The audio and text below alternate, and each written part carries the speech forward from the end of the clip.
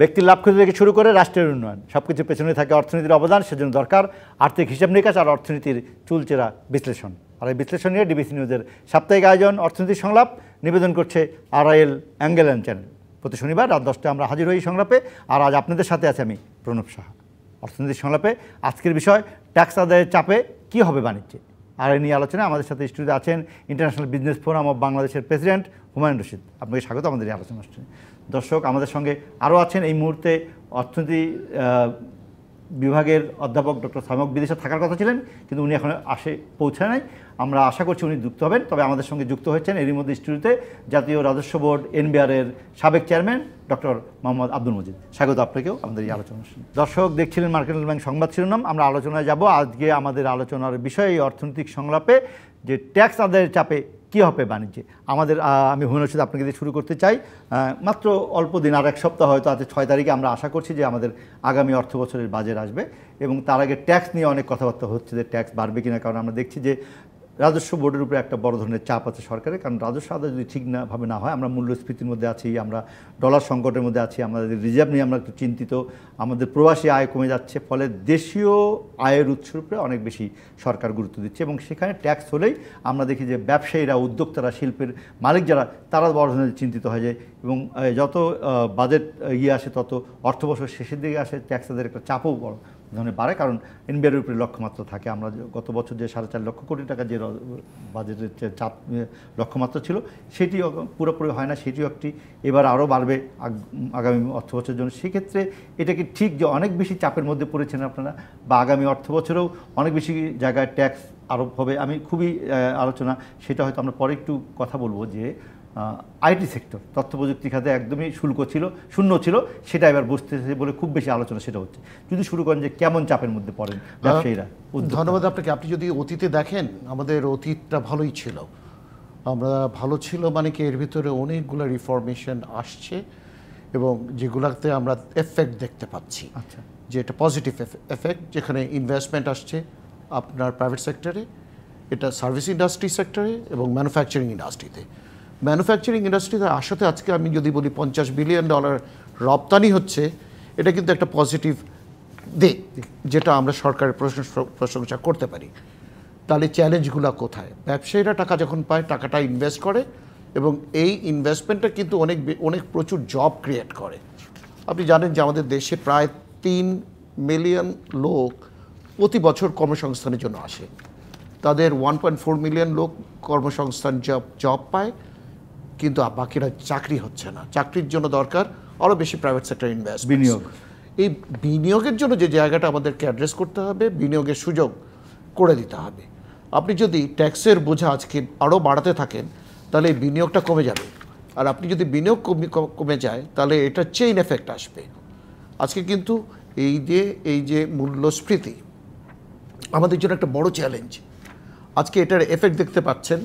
আজকে কিন্তু প্রচুর এফেক্ট আসছে।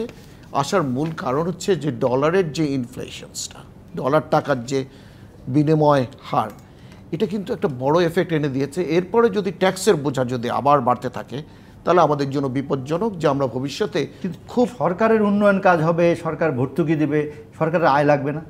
ট্যাক্সেরা কোত্থেকে আয় করবে সরকার? ট্যাক্সের পরিধি বাড়ান, আপনার তো সুযোগ আছে।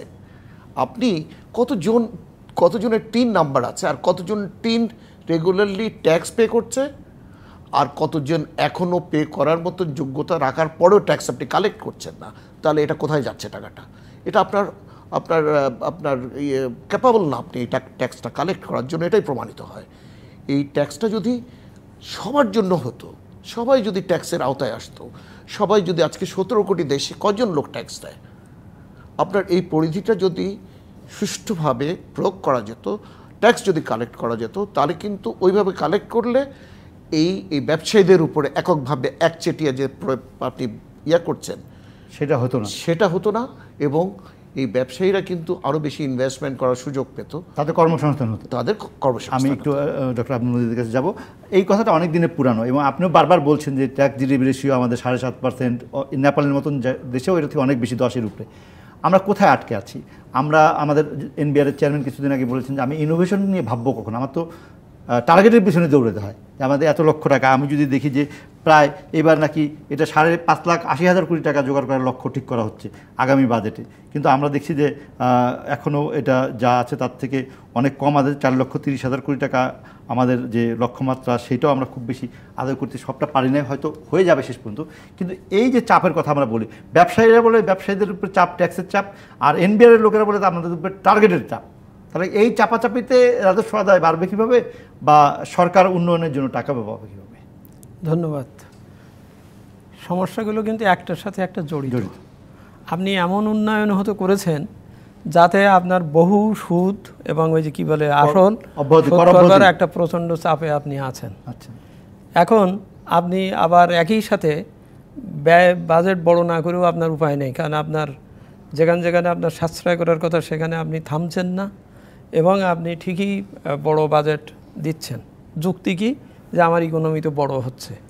ইকোনমি বড় হচ্ছে এটা ঠিক আছে, কিন্তু আমি কেন এমন ব্যয়ের খাত খুললাম, আচ্ছা, ওই করলাম যেটাকে আমি ম্যানেজ করতে পারবো না, যেটা আমার ইকোনমি একসাথে এগোবে না।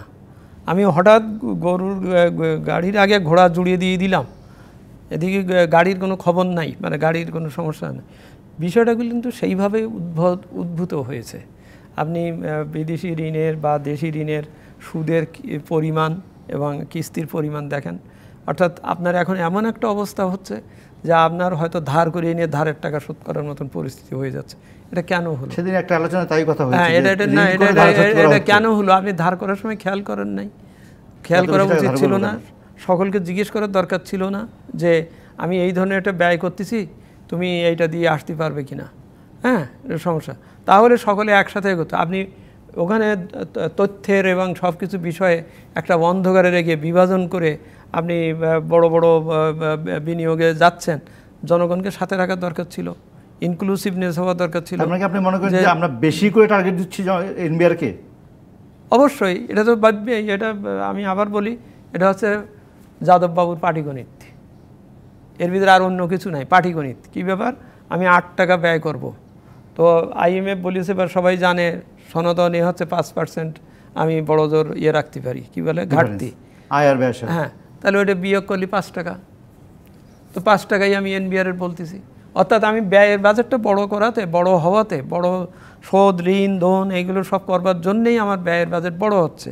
কিন্তু আমার এনবিআর এখানে সেখানে সে তারে আগে নিয়ম ছিল, 2015 সালের আগ পর্যন্তও নিয়ম ছিল, বিশ্বের সব দেশেই নিয়ম আছে।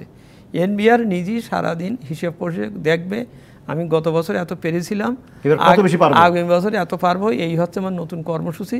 এবং এগুলো দিয়ে 786 কোটি টাকা যে দিয়েছিলেন, সেখানে কিন্তু একবারে তাজউদ্দিন সাহেব একবার হিসেবেই দিয়েছিলেন যে আমি এখান থেকে এত টাকা আয় করব করে, এইটা সবাই জানছে এবং বুঝছে। এখানে সেটা না, এখানে হচ্ছে 2015 সালের পরের থেকে যখন আমি লাফে বাজেট বাড়ানো শুরু করে দিয়েছি। জানেন আগামীবার আমরা ইতিহাসের সবচেয়ে বড় বাজেট বানাবো।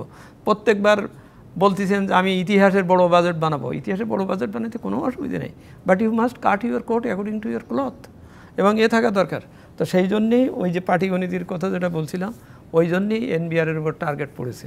এনবিআর স্বাভাবিকভাবেই গত কয়েকদিন আগে সিবিডির মিটিংয়ে এনবিআরের চেয়ারম্যান শেষ পর্যন্ত বলেছেন, একথা ওনার বলার দরকার ছিল না, কারণ আমরাই তো বলতেছি বহুদিন যাবৎ যে এইভাবে টার্গেট দেবেন না, কারণ এই টার্গেট দিলে 3টে কারণ হচ্ছে।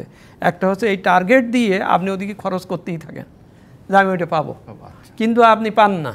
তখন কি হয়? আপনার লোন ধার কর্য হয়, যে ধার কর্য শোধ করতে যে এখন আপনার বাজেটের উপরে টান পড়তেছে। হ্যাঁ, প্লিজ আমি শেষ করি। টান পড়তেছে সেটার দিকে, এটা হচ্ছে প্রথম ক্ষতি। আপনি যে টার্গেটটা বেশি দিলে কি ক্ষতি হচ্ছে, আপনি ওদিকে ব্যয় তো ঠিকই চালিয়ে যাবেন এবং এদিকে এটা হবে না। সেই জন্যই আর কি আপনার বোঝা উচিত ছিল যে আমি এটা পারবো না, আমার হবে না, তাহলে আমার ব্যয় সেখানে লিমিট করার দরকার ছিল। আপনি বেশ কয়েকটা জিনিসের উদাহরণ দিয়ে বলছি না, আপনার যে করোনার পরে যেখানে বলা হয়েছিল যে সাশ্রয়ী হতে হবে, কৃচ্ছতা সাধন হতে হবে, কৃচ্ছতা সাধন না, কোনো কিছুতেই হয়নি। ওই একটা বিশেষ সময়ে যে খরচ করার জন্য ফাইল আপনি ফেরত দিয়েছিলেন, সেই জিনিস হয়েও গেছে। আপনি এখন সেই ব্যয়ের করছেন। হ্যাঁ, এগুলো মানে এগুলো বিষয়গুলোকে তো স্পষ্ট করতে হবে।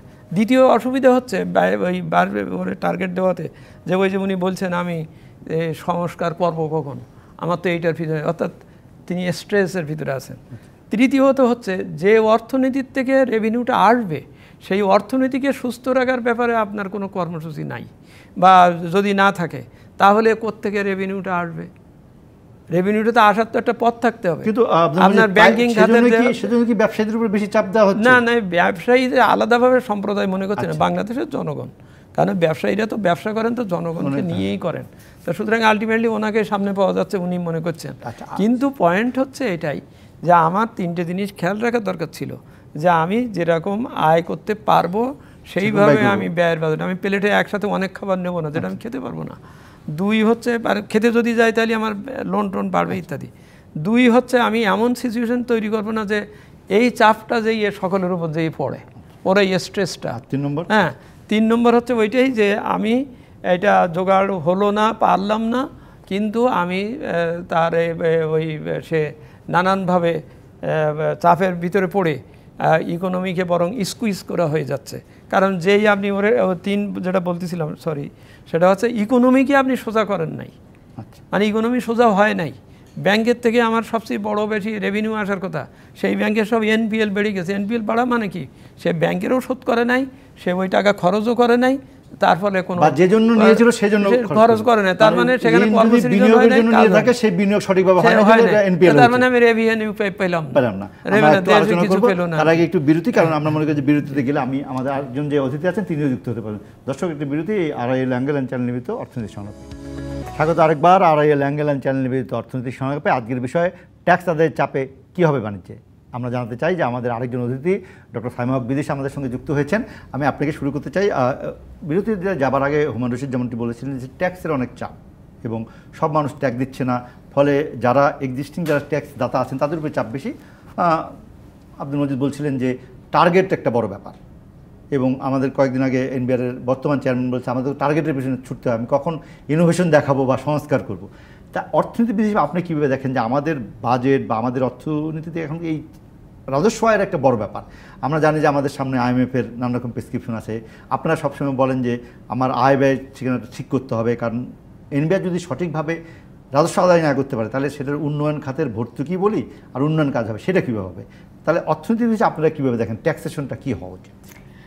প্রথমত ট্যাক্সেশন হওয়া উচিত প্রগতিশীল, কারণ ট্যাক্স বা কর আহরণ এমন একটি বিষয় যেটি আসলে ধনী গরিবের মধ্যে ব্যবধানটাকে কমাবে, এবং এর মাধ্যমে এমনভাবে কর আহরণটা হওয়া উচিত যাতে করে যিনি যেরকম আয় করেন তার অনুযায়ী যেন তার উপরে সেই চাপটা পড়ে। কিন্তু আমাদের দেশে আমরা কিন্তু সেই জিনিসটা দেখতে পাচ্ছি না, এবং যেটা বরঞ্চ আমরা দেখতে পাচ্ছি যে আমরা যদি বিবিএসেরও বিভিন্ন জরিপ দেখি তখনও কিন্তু আমরা যেটা দেখছি যে সেটা হচ্ছে যে ধনী যারা তাদের কিন্তু মাথাপিছু যে আয় বা এমনকি যেটা আমাদের প্রদর্শিত হচ্ছে সেটার মাধ্যমেও কিন্তু আমরা দেখছি যে বড় ধরনের কিন্তু আয় কিন্তু তাদের হাতে সঞ্চিত হচ্ছে সম্পদ, এবং কিন্তু দরিদ্রদের ক্ষেত্রে কিন্তু একেবারে ভিন্ন চিত্র। তো এখন সেই দিক থেকে যদি আমরা বলি তাহলে আমাদের এই আয়ের ব্যাপারে আমাদের যেহেতু সামনে বাজেট, স্বাভাবিকভাবে আমরা প্রতি বছরই কিন্তু দেখতে পাচ্ছি যে প্রতি বছরই কিছু কিছু কথা বাজেটের আগে পরে হয় যে হ্যাঁ আমাদের ফিসক্যাল স্পেস খুব ন্যারো, এবং আসলে আমাদের কর জিডিপির যে হার সেটি কিন্তু একটা বড় ধরনের একটা চ্যালেঞ্জের একটা জায়গা, যেটার কিন্তু সংস্কার করার কথা বহু বছর ধরে বলা হচ্ছে, কিন্তু সেরকম সংস্কার হচ্ছে না। প্রতি বছরই একটা লক্ষ্যমাত্রা ধরা হয়, কিন্তু সেই লক্ষ্যমাত্রা কিন্তু আমরা অর্জন করতে পারি না। তো এখন সমস্যার মূলে যে জায়গাগুলো সেগুলো হচ্ছে যে প্রথম কথা হচ্ছে যে খুব মোটা দাগে হচ্ছে যে ব্যক্তি খাতে যে প্রত্যক্ষ কর যেটা, সেই জায়গাটাতে একটা বড় সংস্কারের দরকার আছে। পরোক্ষ কর যেটি আছে সেই পরোক্ষ করের ক্ষেত্রে আবার কিন্তু আরেকটা জিনিস মনে রাখতে হবে, এটা আমাদের আলোচনায় তো আসবে, সেটা হচ্ছে যে সাধারণ মানুষ কিন্তু মূল্যস্ফীতির একটা চাপে আছে। তো যেহেতু সাধারণ মানুষ মূল্যস্ফীতির একটা চাপে আছে, সুতরাং সেখানে কিন্তু এবছরের বাজেট খুব চ্যালেঞ্জিং, কারণ এবছরের বাজেটে কিন্তু দেখতে হবে যে যাতে করে মূসকের ক্ষেত্রে কিছু কাটছাটের মাধ্যমে সাধারণ মানুষকে কিছু কিছুটা সুবিধা দেওয়া যায়। সুতরাং সেটা করতে গেলে কিন্তু আবার রাজস্ব আদায়ে চাপ পড়বে। সুতরাং এই যে ঘাটতি, সেটাকে কিন্তু যেটা পুষিয়ে নিতে হবে সেটা হচ্ছে প্রত্যক্ষ করের মাধ্যমে। এখন প্রত্যক্ষ করের জায়গাটা যদি আমরা দেখি, তাহলে কিছু বিষয় হচ্ছে যে আমরা আসলে নতুনভাবে, এক তো হচ্ছে যে আমাদের টিন আদায়কারীর সংখ্যা কম, কিন্তু টিন আছে কিন্তু তারপরও ট্যাক্স দিচ্ছে না। হ্যাঁ, তো এখন আমাদের রিটার্ন সাবমিট করা, এখন এই বিষয়গুলোতে যে জিনিসটা হচ্ছে যে অনেক ধরনের সংস্কার, মজিদ সাহেব আছেন, তিনি একজন এক্সপার্ট, তিনি বলবেন। আমি দেখবো যে আমার আয়করের উপরে প্রত্যক্ষ কর মূল্য দেখবো আমরা ভ্যাট, তো সেটা যদি হয়, ভ্যাট এটা যদি হয়, তাহলে ভ্যাট যদি বাড়ে কোথাও, তাহলে তো আমি সরাসরি সেটাতে আমার খরচ বাড়বে। সেই কারণে প্রত্যক্ষ কর যেটা আয়করটা, আয়করের উপর গুরুত্ব দেওয়া উচিত। কারণ একজন দরিদ্র মানুষ বা মধ্যবিত্ত, তিনি যদি কম আয় করেন তাহলে আয়করের মধ্যে তিনি পড়ছেন না, কারণ একটা কর বহির্ভূত আয়ে তিনি পড়ছেন। কিন্তু সমস্যা যেখানে সেটা হচ্ছে যে মূসকের কথা যখন আমরা বলি, সেটা কিন্তু সবার উপরে পড়ছে। এবং এখন আমি যেমন যে যতটুকু একটা পণ্য কিনতে যতটুকু মূসক দিচ্ছি, আবার একজন দরিদ্র দিনমজুর তিনিও কিন্তু সেই পণ্যটা কিনতে একই মূসক দিতে হচ্ছে। তো সেটাই হচ্ছে সমস্যা। এবং সেই কারণেই প্রত্যক্ষ করের জায়গাটাতে আমরা কিন্তু যখন বাজেট আসে বা বাজেটের আগে পরে আমরা অনেক বেশি কথা বলি মূসক নিয়ে, অবশ্যই সেটা জরুরি, কোনো সন্দেহ নাই, সেখানেও সংস্কার দরকার আছে। কিন্তু ব্যক্তি খাতে আয়করের জায়গায়, ওয়েলথ ট্যাক্সের জায়গায়, সেই সমস্ত জায়গায় কিন্তু বড় ধরনের সংস্কারের দরকার আছে, যেটা আমার মনে হয় বহু বছর ধরে বলার পরও খুব বড় ধরনের অগ্রগতি আমরা লক্ষ্য করি। মানুষের যদি বলেন যে ব্যবসায়ীদের ক্ষেত্রে বা ধনী মানুষের ক্ষেত্রে যদি আমরা বলি যে উদ্যোক্তা হিসেবে আপনাদের যে সমস্ত ট্যাক্স, একটা হলো ইনকাম ট্যাক্স, একটা হলো যে সার্ভিস হচ্ছে সেটার ট্যাক্স, আবার কর্পোরেট ট্যাক্সের কোম্পানিগতভাবে একটা ট্যাক্স, এটা কোথায় চাপ বেশি? আপনার ট্যাক্স তো থাকবেই, একটা নাগরিক হিসেবে প্রত্যেকটা মানুষকে ট্যাক্স দিতে হবে, দেওয়া উচিত। আমরা যতক্ষণ না এই কালচারে আমরা এডুকেটেড না হচ্ছি, ততদিন কিন্তু আমরা এই ট্যাক্স কালেকশনটাকে ইমপ্রুভ করতে পারবো না। এটা হচ্ছে মোটা দাগে। কিন্তু এই ট্যাক্সের উপর ট্যাক্স যদি আসে, তাহলে কিন্তু এটা ব্যবসায়ীদের জন্য ডিসকারেজিং আর কি। তাহলে তারা কিন্তু প্রফিটটা মানে আনতে পারছে না, শেয়ার হোল্ডারদেরকে দিতে পারছে না, প্লাস ইনভেস্টমেন্ট যে ভবিষ্যতে যে অপরচুনিটিসগুলো আছে, আজকে কেন প্রাইভেট সেক্টর ইনভেস্টমেন্ট কমে গেছে, কারণ হচ্ছে প্রফিটটা হচ্ছে না এখন আর। কারণ ট্যাক্সের উপর ট্যাক্স, ট্যাক্সের উপরে ট্যাক্স। আপনি যদি দেখেন, আমি একটাই আপনাকে এক্সাম্পল দিই, যে অ্যাডভান্স ট্রেড ট্যাক্স বলে একটা জায়গা আছে, খুব সম্ভবত এআইটি নাকি এআইটি যখন সেটেলমেন্ট হয়, এমনও আছে 249% পর্যন্ত ট্যাক্সে আপনি এফেক্ট যদি আসে দেখা যায়। এই কেন এত বেশি ট্যাক্স এআইটি হিসাবে নিয়ে নেওয়া হবে? এই ট্যাক্সটা কি রিফান্ড করা হচ্ছে সেটেলমেন্টের পরে? অ্যাডজাস্টমেন্ট আছে, কিন্তু এই টাকাটা যখন সমন্বয় করতে বলা হচ্ছে, তখন বলা হচ্ছে আগামী বছরের সাথে আপনারটা সমন্বয় করা হবে, রিফান্ড হবে না। রিফান্ডের কালচার আমাদের দেশে গ্রো করে নাই। তাহলে হচ্ছে এটা কি, আমি কিন্তু এফেক্টেড হচ্ছি। আমি কিন্তু এই টাকাটা নিয়ে আমি যদি সেটেলমেন্ট করে আমি যদি এটা আরও কিছু ইনভেস্টমেন্টে যেতে পারতাম, তাহলে কিন্তু আমি ওই একই কথায় যে আমার আরও কিছু লোকের কর্মসংস্থান হতো। আমি আরও কিছু, ধরেন যদি আমি গার্মেন্টস ব্যবসায়ী হই, তাহলে কিন্তু আমি আরেকটা গার্মেন্টস ফ্যাক্টরি করতাম, বা আরেকটা লাইন মেশিন বসাতে পারতাম, ইন্টার রিলেটেড আরেকটা ফ্যাক্টরি করতাম, যেখান থেকে আমি আরও বেশি রপ্তানি বাড়াতে পারতাম। আমরা কিন্তু একটা জায়গায় যে আটকে আছি, কেন? পলিসি রিফর্মেশনস হচ্ছে না। পলিসি যতক্ষণ না রিফর্ম হচ্ছে, ততক্ষণ কিন্তু ব্যবসায়ীরা এই এফেক্টটা পাবে। ফলে ভবিষ্যৎ কিন্তু আরও, আমি আমার চোখে দেখি যে বেশ চ্যালেঞ্জিং। এই পলিসি রিফর্ম কে করবে এখন? এনবিআর করবে না এনবিআরের বাইরের লোক করবে? এটা কিন্তু একটা জিজ্ঞাস্য ব্যাপার। আমি একটু আব্দুল মজিদকে শুনতে চাই। তাহলে এই যে এআইটি অ্যাডজাস্ট হচ্ছে কিন্তু রিফান্ড হচ্ছে না, ব্যবসায়ীরা মনে করেন রিফান্ড হলে তাহলে তো টাকাটা আমি 200 টাকা দিলাম অ্যাডভান্স ট্যাক্স হিসেবে, কিন্তু আমি বছর শেষে যদি দেখি যে আমার 150 টাকা ট্যাক্স, তাহলে বাকি 50 টাকা আমি ফেরত দিয়ে দেবো, আবার আগে বলে দেবো, কিন্তু তা হচ্ছে না। বলছে হচ্ছে এটা অ্যাডজাস্ট হবে পরবর্তী অর্থ বছর, ওই 50 টাকা তার কিন্তু আবার একটা একরকম ব্লক ইনভেস্টমেন্ট হয়ে থাকছে, সেটা উনি বিনিয়োগে যে কাজে লাগবে। এই পলিসি রিফর্মটা করতে কত অসুবিধা? পলিসি তৈরি করে জাতীয় সংসদ, এনবিআর না। সুতরাং আমরা যত আলোচনা করি, বলি, ভাবখানেই যে এনবিআর বোধহয় এটা করতেছে অথবা এনবিআর এটা করে না। এটা যদি উপলব্ধি করেন কর্তৃপক্ষ, জাতীয় সংসদ, যার প্রায় 70% 80% বিজনেসম্যান, তারা যদি তাদের সমস্যাটা যদি ওখানে বসে যদি বিষয়টাকে করেন এবং আইন তুলে দিতে পারেন বা দেন, তাহলে কিন্তু সমাধান হয়ে যায়। এখানে বিষয়টা হচ্ছে কি, কর আরোপের ব্যাপারটা, কর ইনসিডেন্টসটা ঠিক মতন ঠিক জায়গায় পড়ছে না। আচ্ছা, আমার অবশ্যই পরোক্ষ করই হচ্ছে আসল, সরি প্রত্যক্ষ করই আসল, পরোক্ষ কর তো ভ্যাট টাচেস এভরিবডি, তো এটা তো কোনো কথা হলো না। কথা হচ্ছে যে উনি ভ্যাটের ওখানেও যে আয় করতেছেন ওই যে ব্যবসায়ী, সেইটা তিনি যদি সরকারের খাতে জমা দিতেন তাহলে কিন্তু উপকারিতাটা ওখানে ঠিক থাকতো। তিনি ওখানেও দেন নাই বা দিচ্ছেন না বা পাওয়া যাচ্ছে না, হিসাব মিলতেছে না, সেটা যেমন আছে, অথচ সবাই ভ্যাট পে করতেছে। আবার অন দ্য আদার হ্যান্ড এখানে না, সেখানে তো এনবিআর কর্মকর্তা বা ভ্যাট কর্মকর্তাদের যোগ সদস্য একটা থাকে, এক হাতে তালি বাজে না। অবশ্যই সেটাই বললাম। আপনি যদি নিয়ম নীতি অনুযায়ী জমা দেন তাহলে আপনার কেউ বাধা দিতে পারবে? দেবে না। তো কথা হচ্ছে যে এখানে জিনিসটা দেখার বিষয় অন্যভাবে গেল। কিন্তু আমি বলছি প্রত্যক্ষ করে যদি আমি নজর না দেই, অর্থাৎ সুনীতি বা এই ব্যাপারটা যদি আমি নিশ্চিত না করি, তাহলে এই অর্থনীতি যেখানে ওই যে আয় বৈষম্য যেটা বিদিশা বললেন, আয় বৈষম্য সৃষ্টি হয়ে হয়ে এমন অবস্থা হয়েছে যে ওই প্রোগ্রেসিভ আয়কর আর আয়করের জায়গায় নাই, প্রোগ্রেসিভ আর হচ্ছে না, বরং যিনি বেশি আয় করে ফেলাচ্ছেন তিনি। আমরা সাম্প্রতিককালে বিভিন্ন কারণে দেখি সম্পদের বিবরণী যখন দিচ্ছেন তাদেরকে তো চোখের সামনেই তো দেখা যাচ্ছে, যার 200% দেখা যাচ্ছে আয় বাড়ছে, তার তো ট্যাক্স বাড়ছে বলে মনে হয় না। সেখানে সুনিশ্চিত করতে বাধা কোথায়, সেগুলো দেখতে বাধা কোথায়? তারপরে ওই যে কিছুক্ষণ আগে ব্যাংকিং খাতের কথা বললাম, ব্যাংকে টাকা নাই কেন? কথার কথা, যে টাকা নাই বলে ওনাদেরকেও দিতে পারছে না, তারপরে বাংলাদেশ ব্যাংকে তার লোন দিয়ে তারে চালাতে হচ্ছে, এ টাকাটা কোথায় গেল? এটা তো উদ্ধার করতে হবে। সেখানে যদি আপনি এরকম করেন, এরকম কিছু নিয়ম কারণে আমরা কয়েক বছর যাবত লক্ষ্য করছি, কালো টাকা সাদা টাকা করার নাম করে আপনি এমন একটা ধারণা বা এমন একটা অনৈতিক একটা পরিস্থিতি দেখাচ্ছেন যে এখন না দিলেই চলবে, পরে আমি একটা নিম্নতম হারে কর দিয়ে দিতে পারবো। এবং বড় হ্যাঁ, প্রশ্ন তো ওই জন্যই তো আসবে।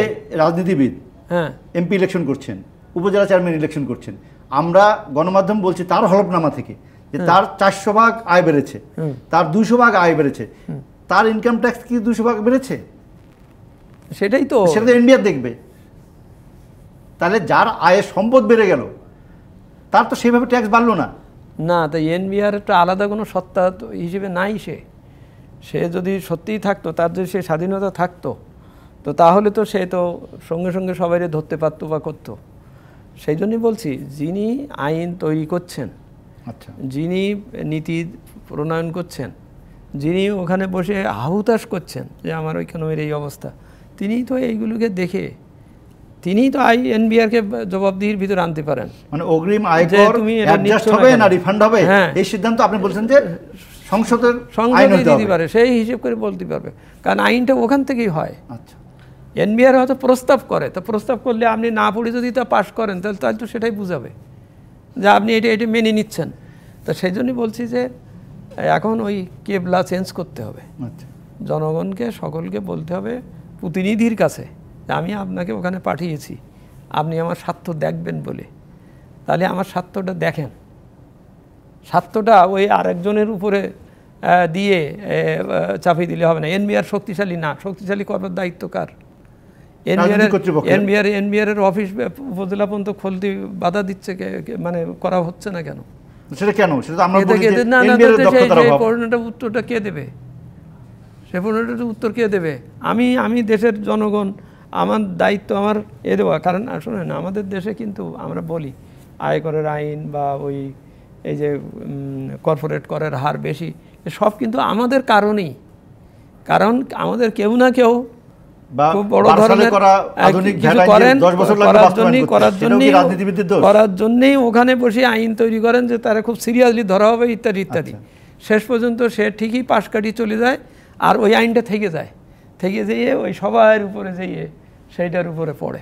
কিন্তু আব্দুল মজিদ, এই যে 12 সালের ভ্যাট আইন সেটা এতদিন পর্যন্ত এখনো বলা যাবে না যে পুরো বাস্তবায়ন হয়েছে, সেটা দোষ কার? না, দোষটা কি? আপনি পাশ করেছেন জি তার। আচ্ছা, কারণ আপনি পাশ করলেন কেন? যদি প্রবর্তনই না করতে পারবেন বা না হবে, নতুন আইন কার্যকর করতে না পারলে তাহলে আপনি পাশ করেছেন কেন? তাহলে হাকিম নড়িয়ে যাচ্ছে কেন, হুকুম থাকি যাচ্ছে কেন?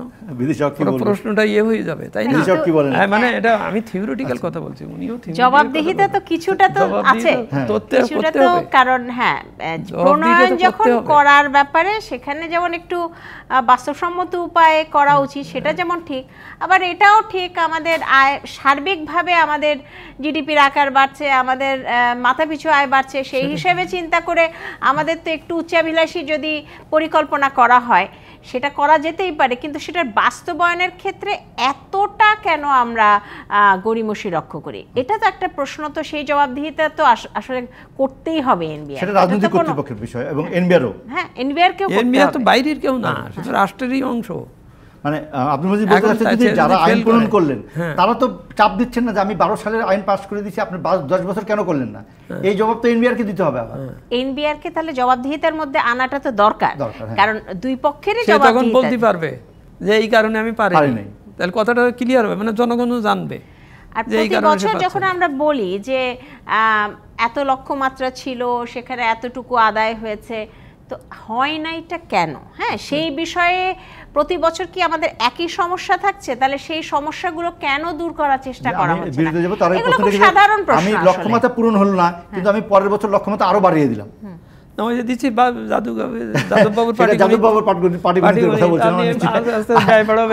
আরেকটু আলোচনা হবে, তার একটি বিরতি। আরআইএল অ্যাঙ্গেল এন্ড চ্যানেল নিবেদিত অর্থনীতি সংলাপে স্বাগত আরেকবার। আরআইএল অ্যাঙ্গেল এন্ড চ্যানেল নিবেদিত অর্থনীতি সংলাপে হুমায়ুন রশীদ, যদি আপনি বলেন যে তাহলে সংস্কারটা কোথায় চান আপনারা, নাকি আপনারা ট্যাক্স দিতে চান না? প্রথমত সংস্কার চাই আমরা যদি দেখি অনেক আগের থেকে এই একই প্যাটার্নে কিন্তু এই বাজেট হচ্ছে, এই একই জিনিস হচ্ছে, একই ট্যাক্সের স্ট্রাকচারটা আসছে, এর ভিতরে রিফরমেশনসটা কোথায়? পরিধি তো বাড়ছে না, যিনি ট্যাক্স দিচ্ছেন তার উপর আবার ট্যাক্স আসছে, বিশেষ করে শিল্পে যারা ইনভেস্ট করেছে তাদের উপর ট্যাক্স আসছে, যারা আপনি যদি বলেন যে ট্রেডিং বেসড ব্যবসা করেন ওনারা কিন্তু ট্যাক্স এক্সপোজড হচ্ছেন না ওইভাবে, কিন্তু যারা ম্যানুফ্যাকচারিংয়ে আছেন তারা কিন্তু ট্যাক্স এক্সপোজড হচ্ছেন। এখন যদি বলেন এটা বিতর্কের ব্যাপার, আসলে এটা বিতর্কের ব্যাপার, এটা প্রমাণ করা বড় কঠিন অনেক ক্ষেত্রে। আপনি এটার যদি রিফরমেশনস না নেন তাহলে কিন্তু আপনি ট্যাক্স কালেক্ট করতে পারবেন না। আপনি একই লোকের কাছ থেকে কত আর করবেন, ট্যাক্স দিবেন, কালেক্ট করার একটা তো সীমা আছে। তখন ব্যবসায়ী উদ্যোক্তারা নেক্সট জেনারেশনরা এনকারেজড হবে না, এবং নেক্সট জেনারেশন যদি এনকারেজ না হয় তাহলে আমরা কিন্তু একটা অত্যন্ত অসুন্দর পথের দিকে এগিয়ে যাচ্ছি, যেটা অ্যাভয়েড করতে হবে। আমাদেরকে কিন্তু আগামী প্রজন্মকে দেখাতে হবে যে বাংলাদেশে ট্যাক্স স্ট্রাকচার্ড। আপনি এফডিআই আপনি অ্যাট্রাক্ট করতে পারবেন না, কেন এফডিআই আসবে তখনই যখন দেখবে এদেশে লোকাল ইনভেস্টার্সরা কনফিডেন্ট ইনভেস্টমেন্ট করার জন্য। আমি নিজে যদি চ্যালেঞ্জে থাকি, আমার বিদেশি পার্টনার আমি পাবো না, টেকনোলজি আমি পাবো না, আমি রপ্তানি ওই টেকনোলজিক্যাল প্রোডাক্ট বাংলাদেশে তৈরি করে কিন্তু আমি বাইরে রপ্তানি করার অফুরন্ত সুযোগ আছে। 100টা ইকোনমিক জোন আসছে, এগুলোতে ইনভেস্টমেন্ট লাগবে না। আপনি যদি এই ট্যাক্স রিফরমেশনস এবং ট্যাক্সটা যদি একদম ব্ল্যাক অ্যান্ড হোয়াইট যদি না করেন, আপনি যদি এটার ভিতরে অনেক হিডেন জিনিস যদি রেখে দেন, ইফ অ্যান্ড বার্ডস যদি রাখেন, একটা ব্যক্তির উপরে যদি সিদ্ধান্ত নেওয়ার দায়িত্ব দিয়ে দেন, তাহলে কিন্তু ইনভেস্টমেন্টস কোনোদিনও এনকারেজড হবে না। আজকে নতুন প্রজন্ম কিন্তু বাংলাদেশে থাকতে চাচ্ছে না। কেন থাকতে চাচ্ছে না? তারা পড়াশোনা করতে যাচ্ছে, এই ব্রেন ড্রেন হয়ে যাচ্ছে, তারা কিন্তু দেশে ফিরছে না, তারা ওসব দেশে কাজ করছে। শুধু নিশ্চয়তার জন্য তা কিন্তু না, অনেকের দেশপ্রেম আছে, তারা থাকছে। এই দেশপ্রেম থাকার পরেও তারা কিন্তু ইনভেস্টর হিসাবে ফেরত আসছে না। অনেক বাংলাদেশি আছে, অনেক ডায়াসপোরাস আছে যারা কিন্তু আসতে চায় বাংলাদেশে, সেই সুযোগটা আপনি কিভাবে করবেন? এটাই হচ্ছে আপনার পলিসি স্ট্রাকচারে আসতে হবে। আসে নাই যারা ইনভেস্ট করতে চায়, যারা উদ্যোক্তা হতে চায়, তাদের জন্য একটা ফেভারেবল পরিস্থিতি রাখতে হবে, ট্যাক্সেশনে তাই থাকতে হবে। ট্যাক্সেশনে সেটাই মানে আপনার পরিস্ফুটন আসবে। আমি উদাহরণস্বরূপ বলতে পারি, জাপানে বাংলাদেশ ইনভেস্টমেন্ট আনার জন্য বাংলাদেশ ইনভেস্টমেন্ট ফোরাম, ওখানে একটা বাংলাদেশ ইনভেস্টমেন্ট সামিট হলো, হওয়ার পর একজন লোকের সাথে তারা কথা বললো। সেই একজন লোকটা হচ্ছে যিনি প্রাইভেট সেক্টর থেকে গেছেন, সরকারি প্রশাসনের একটা লোকের সাথেও তারা কথা বলে নাই। সিমিলারলি ওয়াশিংটন ডিসিতে ইনভেস্টমেন্টের জন্য যখন টিম গেছে, শুধুই প্রাইভেট সেক্টরের সাথে কথা বলেছে। কেন? তারা প্রাইভেট সেক্টরকে এখনও ট্রাস্ট করে যে তারা যেটা ডেলিভার করছে সেটা ট্রাস্টওয়ার্দি, অ্যাকসেপ্টেবল হতে পারে। সরকারি প্রশাসনের লোক কেন অ্যাকসেপ্টেবল হচ্ছে না? আমরা তো তাদেরকে এই এনকারেজ করতে চাই, যদি তারা এই পলিসিটাকে রেসপেক্টফুলি এটাকে ফলো করে। পলিসি যখনই যার কাছে হাতে যাচ্ছে সে সেভাবে ন্যারেট করছে। এই যে ন্যারেশনসের এই জায়গা থেকে বেরিয়ে আসতে হবে। ন্যারেশনটা কিন্তু মজিদ ভাই খুব ভালো বুঝবেন, আপনিও ভালো বুঝবেন। আপনি যদি বিশেষ করে আমদানির ক্ষেত্রে যদি র ম্যাটেরিয়াল ইম্পোর্ট করেন, আপনি এমনও জিনিস আছে 1 বছর লাগে রিলিজ করতে, এমনও জিনিস আছে। আমি আমার যে প্রতিষ্ঠানে আমি ব্যবসা করি সে প্রতিষ্ঠানে এমন একটা জিনিস ইপিসি কন্ট্রাক্টের একটা পার্ট যেটা কেমিক্যাল পার্জিং করার জন্য লাগে, শুধু নেভির ক্লিয়ারেন্সের জন্য 8 মাস আটকে রেখেছিল। এই যে চ্যালেঞ্জ, যে আমার কাউন্টার পার্ট একটা ফ্রেঞ্চ কোম্পানি, সে ডিসকারেজড হয়েছে, সে আর আসবে না ইনভেস্টমেন্ট করার জন্য, সে আর ইপিসি করবে না বাংলাদেশে। তাহলে কি হবে? তাহলে কি দাঁড়াবে? তারা এখন পয়সাও দিতে পারবে না এবং তারা জিনিসগুলোকে রিলিজও করতে পারবে না। এই ধরনের চ্যালেঞ্জ থেকে বেরিয়ে আসতে হবে, ডকুমেন্টেড হতে হবে, আপনার প্রসেসগুলো লিখিত আকারে আসতে হবে এবং ডেডলাইন থাকতে হবে, যেটা 8 মাস না, 8 দিনের বেশি কোনোভাবে পোর্টে রাখা যাবে না। আপনার এই যে লজিস্টিক ল পাস হয়েছে, আপনি দেখেন, হ্যাঁ আপনি দেখেন এই যে লেবাননে যে আপনার ডিজাস্টার হলো, এই জিনিসটা বাংলাদেশেও হতে পারে। তো বাংলাদেশের পোর্টের ওই ফ্যাসিলিটিস কি আমরা এখনো বিল্ড করতে পেরেছি? আমরা পারিনি। ফলে এই একটার সাথে আরেকটা ইন্টার রিলেটেড, এই যে মিসট্রাস্টগুলো, এখান থেকে বেরিয়ে যদি আমরা আসতে পারি, যদি আমরা একই প্ল্যাটফর্মে যে প্রশাসনিক যারা ইনভলভ তারা এবং আমরা যারা বিজনেস কমিউনিটির লোকজন, আমাদের চেম্বার আছে, ট্রেড অ্যাসোসিয়েশন আছে, এদের সাথে বসে এই পলিসি রিফর্মের জানি না আজকে ব্যবসায়ীদের সঙ্গে বসেছেন মাননীয় প্রধানমন্ত্রী গণভবনে, হয়তো এখন সেই বৈঠকটা হচ্ছে, আমরা জানি না, হয়তো বাজেটকে সামনে রেখে এই আলোচনাটা হচ্ছে। অর্থনীতি হিসেবে সামগ্রিক বিদেশে আপনি কি মনে করেন অর্থনীতির কোথায় আটকে যাবো তাহলে আমরা? যদি ট্যাক্সেশন ঠিক না থাকে, যদি যেটা মহেন্দ্র সিং বললেন, যদি ইজি ডুইং বিজনেসের যদি ভালো উদাহরণ আমরা বিদেশের কাছে না দেখাতে পারি, তাহলে তো বিনিয়োগও হবে না। তাহলে তো বিনিয়োগ না হলে আমরা ট্যাক্সেশনও হবে না, মানে আমি রাজস্ব আয়ও পাবো না, তাহলে আটকে তো থাকবো বারবার। সেটা কীভাবে ছুটবে? যেমন একটা বিষয় হচ্ছে, আপনি যখন বৈদেশিক বিনিয়োগের কথা বলছেন, সেখানে কিন্তু আরেকটা বিষয় যে আমাদের কিন্তু রিজার্ভের একটা ঘাটতির বিষয় রয়েছে এবং সেখানে কিন্তু আমাদের এবং ব্যালেন্স অফ পেমেন্টের ক্ষেত্রে সেখানে কিন্তু আমাদের বৈদেশিক যদি বিনিয়োগটা আমাদের হতো, তাহলে সেটাও কিন্তু একটা খুব গুরুত্বপূর্ণ একটা উৎস হতো আমাদের ব্যালেন্স অফ পেমেন্টের বর্তমানে যে ক্রাইসিস আছে সেই অবস্থাটাকে যদি আমরা রিজলভ করতে যেতাম। কারণ আমরা জানি যে আমরা রপ্তানির উপর নির্ভরশীল, আমরা প্রবাসীদের আয়ের উপর নির্ভরশীল, অবশ্যই এগুলো জরুরি, কিন্তু তার পাশাপাশি যখন সেই জায়গা থেকে আমরা কতটুকু নিতে পারবো, সুতরাং অন্যান্য উৎসগুলোও কিন্তু খোঁজার দরকার। এবং সেটার জন্য বৈদেশিক বিনিয়োগে একটু আগে যিনি বললেন যে আসলে পুরো বিষয়টা হচ্ছে যে সত্যি ব্যবসায়ীদের যে একটা আস্থা, সেই আস্থার জায়গাটা, সেখানে দেশীয় ব্যবসায়ীদের যেখানে আস্থার সংকট আছে, সেখানে বিদেশি ব্যবসায়ীদের তো আস্থার সংকট থাকবেই। এবং এই জায়গাগুলো ফান্ডামেন্টাল, এবং এই যে ফান্ডামেন্টাল যে পোর্টের কথা বা এই ধরনের বিভিন্ন ছোটোখাটো বিভিন্ন ধরনের অবকাঠামোগত অসুবিধাগুলোর কথা, আমলাতান্ত্রিক জটিলতাগুলোর বিষয়, এই জায়গাগুলো কিন্তু রিজলভ করার জন্য বহু বছর ধরে বলা হচ্ছে এই জায়গাটাতে সংস্কার দরকার। আরেকটা বিষয় হচ্ছে যে যদি আমরা ট্যাক্স আদায় ভালোভাবে না করতে পারি, তাহলে যেটা আমাদের হচ্ছে ব্যয় করার জন্য আমরা দেখব প্রতি বছরই কিন্তু বাজেটে একটা যে লক্ষ্যমাত্রা, সেই লক্ষ্যমাত্রা এবং তারপরে যখন রিভাইজ বাজেট দেওয়া হয়, কাটছাঁটগুলো কিন্তু অনেক ক্ষেত্রে কাটছাঁটের সময় গুরুত্বপূর্ণ অনেক প্রকল্প, যে প্রকল্প স্বাস্থ্যের জন্য, শিক্ষার জন্য, সামাজিক নিরাপত্তার জন্য, সেই প্রকল্পগুলো বাদ পড়ে যাচ্ছে। এবং সেই প্রকল্পগুলো আসলে দরকার আমাদের টেকসই উন্নয়নের লক্ষ্যমাত্রার জন্য, অর্জনের জন্য এবং সাধারণ মানুষকে একটু স্বস্তি দেওয়ার জন্য। এবং সাধারণ মানুষের স্বস্তির কথা যদি আমি বলি, তাহলে কিন্তু আমাদের যদি সামাজিক নিরাপত্তা খাতে আমাদের বরাদ্দটা এখন আমি মনে করি যে খুবই জরুরি, অত্যন্ত জরুরি। তার কারণ নিরাপত্তা খাতে বরাদ্দ বাড়াতে হলেও তো আপনাকে আয় করতে হবে, রাজস্ব আয় বাড়াতে হবে। সেই ওই জন্যই আমাদের ট্যাক্সের যে রিফর্মের কথা বারবার বলা হচ্ছে সেই জায়গাতে, এবং রিফর্মটা বিভিন্ন জায়গায়। কারণ একটা বিষয় হচ্ছে যে আমরা যারা হয়তো একটা সুনির্দিষ্ট আয়ের মধ্যে যারা রয়েছে, সরকারি কর্মকর্তা, বেসরকারি কর্মকর্তা, কর্মচারী যারা রয়েছে, তারা একটা নির্দিষ্ট হারে কিন্তু আমরা আয়কর দিয়ে থাকি এবং সেই আয়করটা কিন্তু প্রতি বছরে কিন্তু সেই আয়কর আমাদের দেওয়া হয়।